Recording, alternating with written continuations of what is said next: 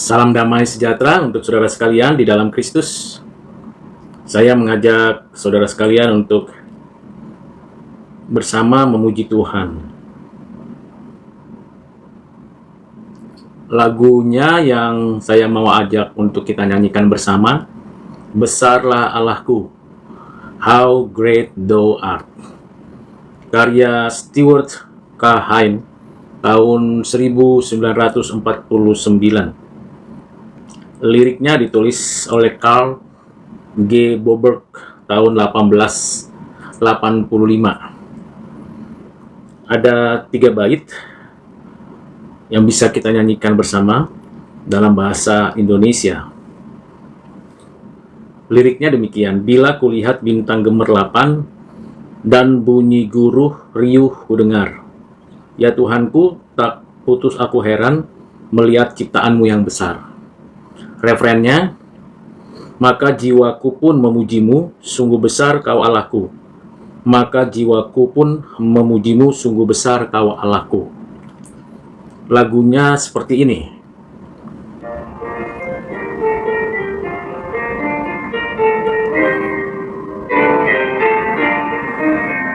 Bila kulihat bintang gemerlapan dan bunyi guru riuh ku dengar, ya Tuhanku, tak putus aku heran melihat ciptaanmu yang besar. Maka jiwaku pun memujimu, sungguh besar kau Allahku. Maka jiwaku pun memujimu, sungguh besar kau Allahku. Itu bait pertama yang menggambarkan suatu refleksi personal, memperhatikan alam ciptaan Tuhan dengan suatu keyakinan bahwa Allah lah yang mendesain sedemikian indah, teratur, dan baik segala sesuatu. Dari sanalah penggubah lagu ini beserta dengan nada, ritme, dan liriknya memberikan kepada setiap orang yang menyanyikan untuk memuji Allah. Maka jiwaku pun memujimu. Mari kita lanjutkan ke lirik yang kedua. Tuhanku, apabila ku renungkan pemberianmu dalam penebus, ku tertegun bagiku dicurahkan oleh putramu darahnya kudus. Maka jiwaku pun memujimu, sungguh besar kau Allahku. Maka jiwaku pun memujimu, sungguh besar kau Allahku. Pada bagian lirik yang kedua ini, sebuah penghayatan akan anugerah Allah atas orang pilihannya. Berdasarkan ketetapannya, ada sebagian yang diciptakan mengalami penebusan dan menerima pemberian Allah ini. Penebusan dibutuhkan setiap orang, dan tidak semua orang mendapatkan penebusan itu. Kalau saya dan saudara mendapatkan penebusan itu, maka tertegunlah hati kita untuk menikmati. Nah, di sini penggubah lagu ini menyatakan rasa syukurnya, memuji Allah. Besar sungguh anugerahnya, karena Kristus anaknya yang tunggal telah menebus umat pilihannya. Disinilah rasa syukur disampaikan kepada Tuhan Allah. Kalau dalam lirik yang pertama, rasa syukurnya atas karya ciptaan. Kalau lirik yang kedua, rasa syukurnya atas karya penebusan. Mari kita lihat, kita dengarkan lirik yang ketiga. Bila nanti Kristus memanggilku, sukacitaku amatlah besar. karena terkabullah yang kurindukan, melihat di Kau Tuhanku akbar. Maka jiwaku pun memuji-Mu, sungguh besar Kau Allahku. Maka jiwaku pun memuji-Mu, sungguh besar Kau Allahku. Pada lirik yang ketiga ini, Stuart Kahn dan Carl G. Boberg mengombinasikan rasa syukurnya dengan finalisasi panggilan sukacita dan pemikiran eskatologis. Ya, kita ciptaan yang memuji Tuhan. Sungguh kita orang-orang yang ditebus Allah di dalam dan melalui Kristus. Lebih dari itu, kita bersukacita karena pengharapan di dalam Kristus, anugerah yang Tuhan nyatakan, dan Roh Kudus yang bekerja memberikan kepada kita, orang percaya, akan keyakinan, rasa syukur yang tak terhingga, yang selama-lamanya hidup di langit dan bumi yang baru. Ketika kita membaca lirik lagu ini, maka kita menemukan ketetapan Allah yang begitu indah, begitu sempurna. Allah yang menciptakan segala sesuatu dari tidak ada menjadi ada, dalam keadaan yang baik, yang indah, yang mulia, yang teratur. Allah yang menjaga, memelihara ciptaannya. Allah pula yang memberikan penebusan bagi umatnya yang berdosa dan menerima kepada kita anugerah. Terlebih lagi, Allah juga yang menyediakan kepada tiap-tiap orang yang sungguh menikmati panggilan sukacita itu untuk menikmati hidup kekal selama-lamanya di langit dan bumi yang baru. Saudara yang kekasih di dalam Kristus, konstruksi itu ada di dalam ajaran Alkitab. Penciptaan, penebusan, dan penyempurnaan. Di dalam masa saat ini, saya dan saudara yang Kristen, yang telah ditebus oleh Kristus dan telah menikmati hidup baru di dalam Kristus, oleh Roh Kudus-Nya, kita menantikan kedatangan Tuhan kembali. Untuk kita, tiap orang percaya, menikmati hidup kekal di langit dan bumi yang baru. Saat ini, kita sedang berkarya di bumi dan berupaya untuk menjalani kehidupan dengan penuh kepastian dan keyakinan bahwa Tuhan segera datang. Mari kita kembali memuji Tuhan dari lagu ini, supaya kita bisa menghayatinya dari satu ayat lirik ke lirik berikutnya.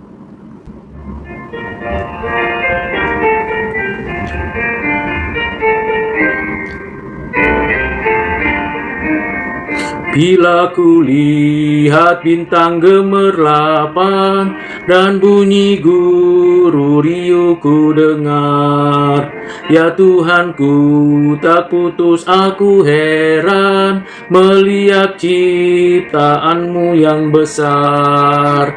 Maka jiwaku pun memuji-Mu, sungguh besar Kau Allahku. Maka jiwaku pun memuji-Mu, sungguh besar Kau Allahku. Ya Tuhanku, apabila ku renungkan pemberian-Mu dalam penebus, ku tertegun bagiku dicurahkan oleh Putra-Mu darahnya kudus. Maka jiwaku pun memuji-Mu, sungguh besar Kau Allahku. Maka jiwaku pun memuji-Mu, sungguh besar Kau Allahku. Ya Tuhanku, apabila ku renungkan pemberian-Mu dalam penebus, ku tertegun bagiku dicurahkan oleh Putra-Mu darahnya kudus. Maka jiwaku pun memuji-Mu, Sungguh besar Kau Allahku, maka jiwaku pun memujimu. Sungguh besar Kau Allahku. Saudara yang kekasih di dalam Kristus, sebelum kita bersama mendengarkan firman Tuhan, kita bersama-sama berdoa meminta hikmat pertolongan dari Roh Kudus. Mari kita berdoa. Bapa, sebentar kami akan membaca mendengar firman-Mu. Kami mau menyampaikan rasa syukur kami kepadamu. Berilah kepada kami hikmat untuk mengerti firman-Mu oleh Roh Kudus-Mu, dan hamba-Mu yang menjelaskan dengan hikmat dari Roh-Mu untuk menjadi pelaku firman. Pimpin sertai. Dalam Kristus kami berdoa. Amin. Firman Tuhan yang kita akan baca dan renungkan bersama diambil dari Mazmur 102 ayat 1 sampai dengan ayat yang ke-12. Demikianlah firman Tuhan. Doa seorang sengsara pada waktu ia melesu dan mencurahkan pengaduannya ke hadapan Tuhan. Tuhan, dengarkanlah doaku, dan biarlah teriakku minta tolong sampai kepadamu. Janganlah sembunyikan wajah-Mu terhadap aku pada hari aku tersesat. Sendengkanlah telinga-Mu kepadaku pada hari aku berseru. Segeralah menjawab aku. Sebab hari-hariku habis seperti asap, tulang-tulangku membara seperti perapian. Hatiku terpukul dan layu seperti rumput, sehingga aku lupa makan rotiku. Oleh sebab keluhanku yang nyaring, aku tinggal tulang belulang. Aku sudah menyerupai burung undan dan di padang gurun, sudah menjadi seperti burung ponggok pada reruntuhan. Aku tak bisa tidur dan sudah menjadi seperti burung terpencil di atas sotoh. Sepanjang hari aku dicela oleh musuh-musuhku, orang-orang yang mempermainkan aku, menyumpah dengan menyebut namaku. Sebab aku makan abu seperti roti dan mencampur minumanku dengan tangisan. Oleh karena marah-Mu dan geram-Mu, sebab Engkau telah mengangkat aku dan melemparkan aku. Hari-hariku seperti bayang-bayang memanjang, dan aku sendiri layu seperti rumput. Demikianlah firman Tuhan. Berbahagialah kita yang menyimpan firman Tuhan di dalam hati kita, menghayatinya, merenungkannya, memikirkannya, sekaligus mendapatkan pengajaran agar bisa menjadi pelaku firman. Saudara yang kekasih di dalam Kristus, Mazmur ini disebut sebagai keluhan. Demikian Matthew Henry menafsirkannya. Mazmur ini adalah doa seorang yang sengsara, dikarang oleh seorang yang sedang mengalami kesengsaraan itu sendiri. Sengsara, siapa yang tidak pernah mengalaminya? Sengsara, siapa yang tidak bisa menghadapinya? Dan itu yang terjadi, saudara. Saya dan saudara mengalami sengsara karena apa? Karena berdosa, karena berada di dalam sistem dunia yang jahat, sehingga kita punya nama, kita punya keadaan ditekan, dianiaya, ditipu, dan diperdaya, bahkan dimanfaatkan oleh orang lain. Sengsara karena kita berada di dalam kesulitan mendapatkan kebutuhan. Mazmur ini dirancang untuk digunakan dalam keadaan kita sengsara. Segala yang dituliskan dahulu telah dituliskan dengan sengaja untuk pengajaran bagi saya dan saudara. Seluruh firman Allah berguna untuk membimbing saya dan saudara di dalam doa. Tetapi di sini, seperti yang sering terjadi di tempat lain di dalam Alkitab, Roh Kudus mempersiapkan permohonan kita untuk kita menaruh kata-kata di dalam lidah kita, mulut kita, agar kita berada dalam keadaan mau bertobat, menyesali diri, dan memperjuangkan hidup, mempersembahkan hidup hanya kepada Allah. Mari kita perhatikan 3 hal penting. Sudah sering kali menjadi nasib orang-orang kudus, orang-orang yang benar, orang-orang yang berjalan di dalam Tuhan, menderita dan sengsara tanpa ada alasan. Seringkali itu terjadi. Saya berkali-kali mengalami itu tanpa saya ketahui, Tanpa saya mengerti, tiba-tiba saja muncul kesengsaraan, sakit, fitnah, nama dipakai untuk melakukan kejahatan, gambar, foto, nomor handphone, bahkan email, bahkan yang saya miliki dibajak, dilakukan satu tindakan kejahatan. Itu sudah sering dan bisa dilewati karena Tuhan beserta. Jadi kalau di sini yang perlu kita perhatikan dari doa ini, sudah sering kali menjadi orang-orang yang mengalami penderitaan. Yang kedua, orang-orang baik bisa jadi hampir kewalahan menanggung kesengsaraan dan mungkin bahkan tidak kuasa lagi menahannya. Ya, ini yang bisa menimbulkan keputusasaan bagi orang-orang percaya. Kemanapun lari, dimanapun berada, selalu menjadi inceran untuk dianiaya, disengsarakan. Berbuat baik bukan makin baik keadaan orang percaya, tapi justru menjadi alasan untuk dianiaya. Bukan hanya nama baik kita dicemarkan, kehidupan kita pun mengalami kesulitan, bahkan kita tidak berdaya menahan kesengsaraan. Bukan secara fisik saja, tetapi juga secara mental. Diasingkan, disingkirkan, dibicarakan orang lain, sampai yang paling terhina. Namun bagaimana kita menyikapinya?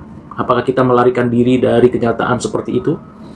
Atau kita putus asa lalu meninggalkan Tuhan? Jawabannya tidak. Ketiga, mari kita perhatikan apabila saya dan saudara sedang sengsara.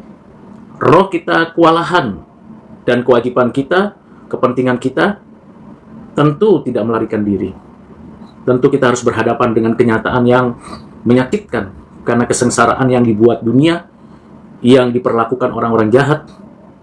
Kita harusnya berdoa, mencurahkan keluhan ke hadapan Tuhan.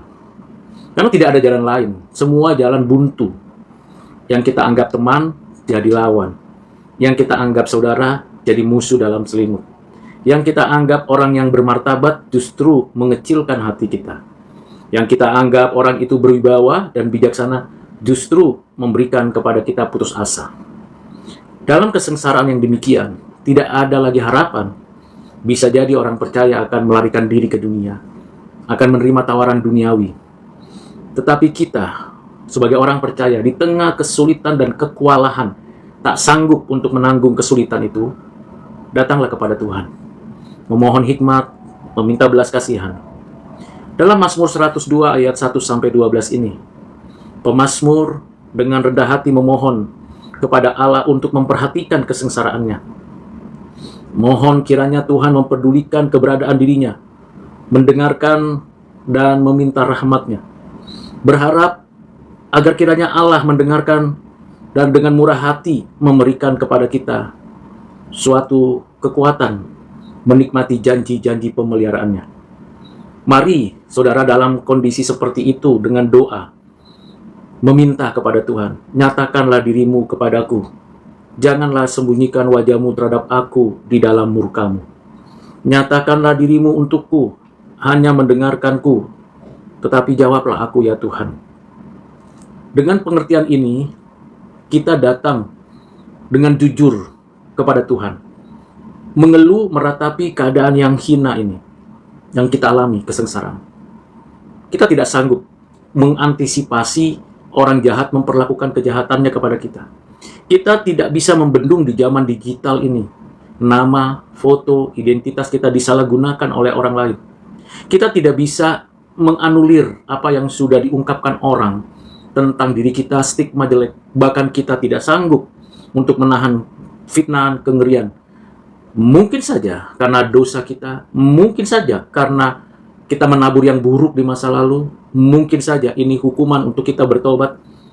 Tetapi dalam situasi seperti itu, saya atau mungkin saudara juga sudah sampai titik frustasi. Namun, keluhan dan ratapan keadaan yang hina ini, kesengsaraan ini, bisa berdampak pada tubuh.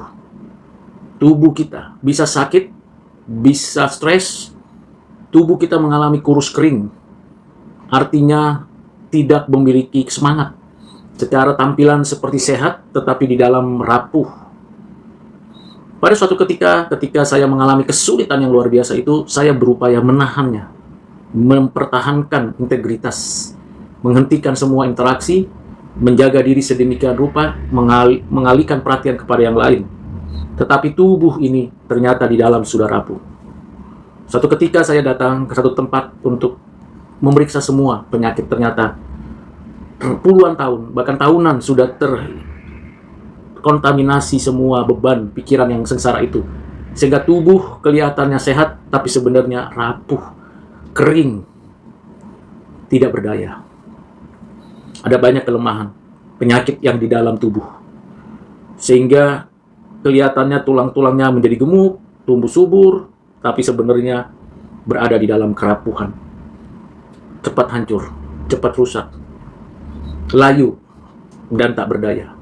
Itu dampaknya pada tubuh kalau mengalami kesengsaraan secara mental. Dan hati kita juga, jiwa kita juga berduka. Kita terhanyut dalam permasalahan-permasalahan sehingga lupa berdoa, membaca firman, bersekutu. Ini dampak dari kesengsaraan itu, saudara. Jadi saudara, tubuh kita, jiwa kita pun mengalami kekerdilan karena kesengsaraan seperti itu. Itu sebabnya pemazmur meminta tolong kepada Tuhan. Bahkan di pembaringan pun kita mendesah, mengadu, meminta belas kasihan. Tapi tak kunjung tiba. Kita diuji oleh Tuhan untuk sabar, tetapi sekaligus saat yang sama kita dicobai oleh si iblis, sehingga kita tidak bertahan. Dikelilingi oleh orang-orang yang mencibirkan dirinya. Kita diperguncingkan di luaran sana, oleh musuh-musuh, oleh orang-orang yang tidak suka. Bukan oleh orang-orang yang kita tidak kenal, justru sebaliknya oleh orang-orang yang kenal kita. Sehingga sepanjang hari kita dicela, dihina, dianiaya, difitnah, bahkan dalam konteks kekinian. Handphone kita disadap, laptop kita disadap, bahkan nama-nama kita digunakan untuk hal-hal jahat mereka. Lalu apa yang harus kita lakukan? Apakah kita menghentikan semuanya itu dan lari ke atas gunung, lalu menyendiri? Tentu tidak. Berulang kali saya berpuasa, saya menangis, meminta belas kasihan Tuhan, jeritan dalam hati. Aku makan abu seperti roti, minumanku air mata. Demikian pemazmur mengungkapkan perasaan kesengsaraannya. Ia memandang dirinya sendiri, orang yang sedang sekarat. Saya pernah mengalaminya. Betul-betul sekarat, betul-betul tidak berdaya. Hampir saja menuju kepada suatu tindakan yang konyol sekali, bunuh diri. Namun saudara, dalam kondisi seperti itu, bertahun-tahun terjadi. Tubuh setelah diperiksa ternyata mengalami penyakit yang banyak. Dan baru saja sehari kemarin saya tahu itu. Jiwa yang rapuh itu membuat putus asa. Ingin lepas, bebas, tapi tidak berdaya. Bersyukur karena Tuhan masih setia pada janjinya dan setia menopang memelihara. Saya ungkapkan ini saudara sebagai refleksi yang benar-benar terjadi pada diri saya. Dari Mazmur 102 ayat 1 sampai 12. Di dalam Mazmur ini, pemazmur mengungkapkan bagaimana keberadaannya, keluhannya. Ayat 7 dikatakan, aku sudah menyerupai burung undan di padang gurun, burung ponggok di pada reruntuhan, burung terpencil di atas soto. Ya, seperti itulah. Sungguh sangat menyedihkan. Jadi di sini, orang-orang yang punya pemikiran teologi, kemakmuran, kesuksesan, tidak berdaya menghadapi kesengsaraan seperti yang pernah saya alami, dan terus ada pemulihan dari Tuhan. Orang-orang yang punya pemikiran teologis yang sukses, berhasil, itu tidak berdaya dengan kondisi Mazmur 102 ini. Semua yang dikatakannya ada baiknya, memberi semangat, tapi realitanya kesengsaraan tidak hanya diobati, disembuhkan dengan angan-angan. Lalu bagaimana mengatasinya? Pertama, sadari bahwa kesengsaraan itu seumur hidup terjadi di tengah-tengah dunia yang fana ini. Kedua, tetap stay di dalam iman dan keyakinan bahwa Allah beserta dengan umatnya.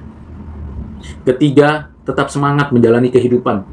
Sekalipun tubuh sudah rapuh dan air mata penderitaan terus terjadi, tetap semangat. Karena Tuhan memberikan kekuatan.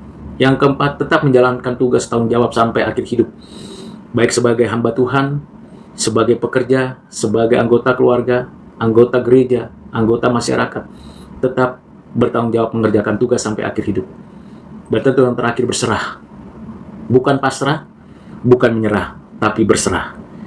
Saudara yang kekasih di dalam Kristus, doa minta tolong atas kesengsaraan ini merupakan doa yang jujur apa adanya. Tidak minta yang lain-lain, tidak minta sesuatu yang kelihatannya wah dan agung, tapi minta supaya tetap bertahan di tengah kesengsaraan, tetap berjuang di tengah kesulitan. Saya bersyukur, dan mungkin anggota keluarga baru tahu juga betapa rapuhnya tubuh ini, tampilan seperti orang sehat, tapi di dalam rapuh. Bisa mendadak stroke, bisa mendadak meninggal. Tetapi semangat yang patah membuat saya bisa frustasi dan putus asa. Namun bersyukur karena ada jalan yang Tuhan berikan. Kerjakan yang terbaik selagi masih ada kesempatan. Saudara yang kekasih di dalam Kristus, ini adalah refleksi saya dari Mazmur 102 ayat 1 sampai 12. Kiranya Tuhan menolong saudara mengerjakan segala aktivitas apapun itu dan bersukacita. Jangan ragu, jangan bimbang, tekanan begitu banyak, dan kita tetap semangat. Mari kita berdoa, memuji Tuhan dan mendengarkan puji-pujian kepada Tuhan. Mari kita terlebih dulu berdoa. Tuhan, kami sudah mendengar firman, hamba-Mu sudah menjelaskan, refleksikan, seperti yang pernah hamba-Mu alami dan sedang hamba alami. Tapi bersyukur, karena mungkin saja ada di antara kami seperti hamba-Mu ini, seperti pemazmur juga alami. Mohon kiranya Engkau berbelas kasihan, jangan tinggalkan kami, jangan biarkan kami. Tetaplah kami semangat menjalani kesengsaraan ini di dalam kasih dan kebenaran. Kiranya firman-Mu menolong kami dan memberkati kami. Terima kasih Bapa. Di dalam nama Tuhan Yesus kami berdoa. Amin. Mari kita sekali lagi menyanyikan lagu pujian. Judulnya Rajakanlah Yesus. Crown Him with Many Crowns. Karya Matthew Bridge tahun 1851. Dan digubah lagunya oleh George J. Elvery. Mari kita bersama memuji Tuhan.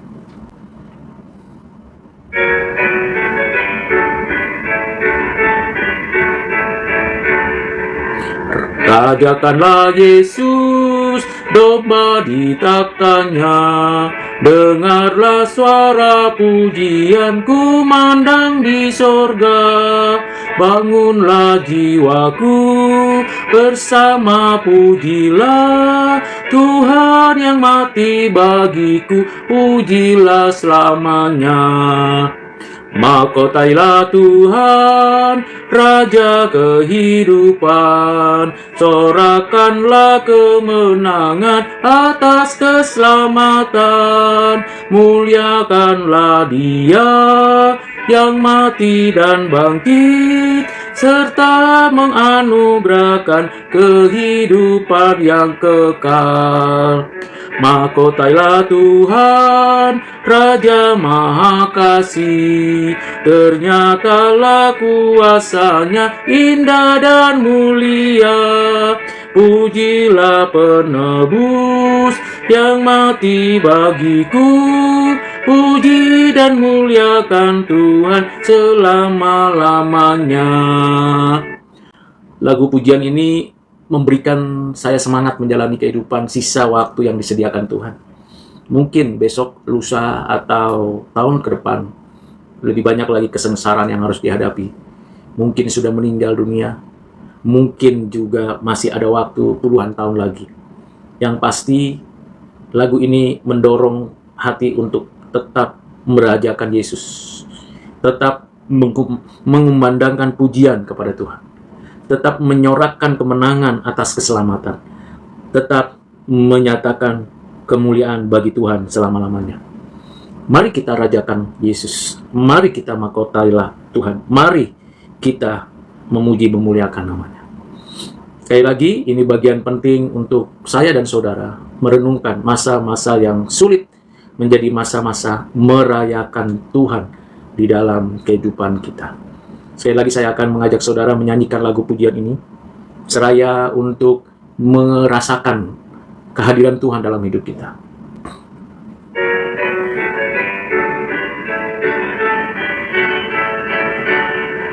Rajakanlah Yesus, domba di taktanya. Dengarlah suara pujian kumandang di sorga. Bangunlah jiwaku, bersama pujilah Tuhan yang mati bagiku, pujilah selamanya. Mahkotailah Tuhan, Raja kehidupan, sorakanlah kemenangan atas keselamatan, muliakanlah Dia yang mati dan bangkit, serta menganugerahkan kehidupan yang kekal. Mahkotailah Tuhan, Raja Maha Kasih, ternyatalah kuasanya indah dan mulia.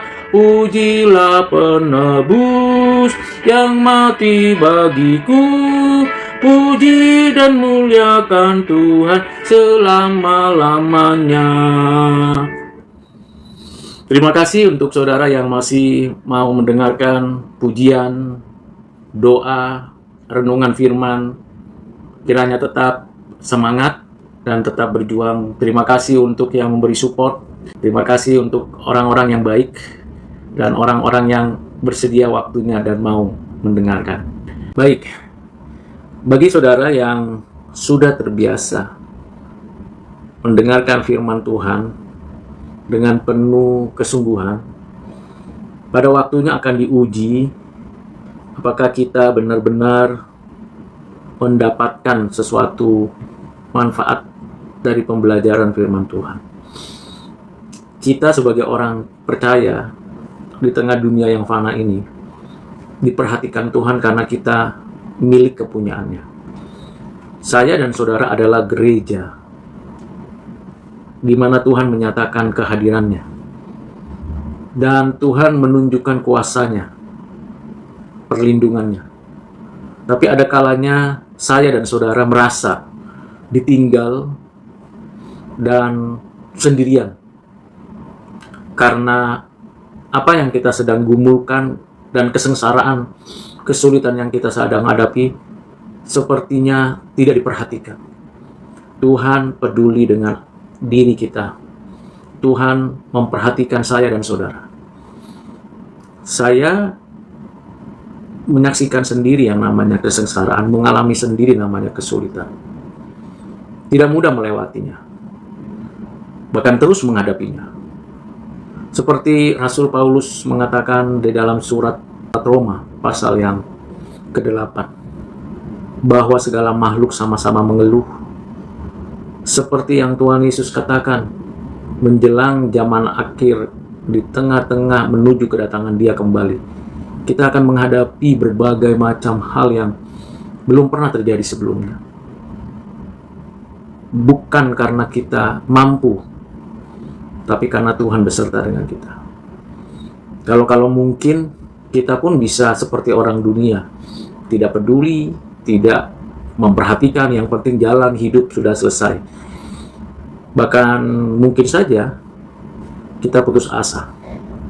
Tetapi kita bersyukur karena Roh Kudus, Roh yang menyatakan dirinya melalui firman, mengingatkan kita, menghibur, mengarahkan kita untuk tetap semangat, tetap berjuang. Roh yang memberikan pengingatan akan firman, Roh yang memberikan teguran karena kita mungkin saja terpeleset dan berdosa. Roh yang memberikan ingatan untuk kita meyakini bahwa Allah sudah beranugerah dan terus beranugerah dan terus beranugerah. Roh itulah yang memberikan kepada kita hidup dan memberikan kepada kita pengenalan akan Allah di dalam Kristus. Karena itu saudara, saya hanya menyampaikan refleksi dari kehidupan sehari-hari, kehidupan percaya kepada Tuhan. Mungkin ada yang lebih sulit dari saya, yang lebih sukar, yang lebih sengsara. Tapi ketahuilah, apapun keadaan kita, Tuhan sudah menebus kita. Dan Tuhan telah mengasihi kita, dan terus mengasihi kita, dan tetap mengasihi kita. Nantikanlah Tuhan dan Tunggulah waktunya, Tuhan memberi yang terbaik bagi kita. Apa yang terbaik? Hidup kekal selamanya. Kapan itu? Bukan hanya sekarang, setelah meninggal dunia, kita akan menyaksikan sendiri bagian Tuhan menolong kita. Kalau sekarang kita berjibaku, berperang, melawan keberadaan kita di bumi ini, kita memaknai semua fakta dengan cara kita, padahal Tuhan telah memberikan makna dalam hidup kita. Namun kita sering lupa bahwa makna yang Tuhan berikan kepada kita dalam hidup kita itu jauh lebih sempurna dari apapun pemaknaan kita tentang fakta di alam dan fakta dalam firman. Kiranya Tuhan menolong saudara dan saya. Tuhan Yesus memberkati saudara sekalian. Amin.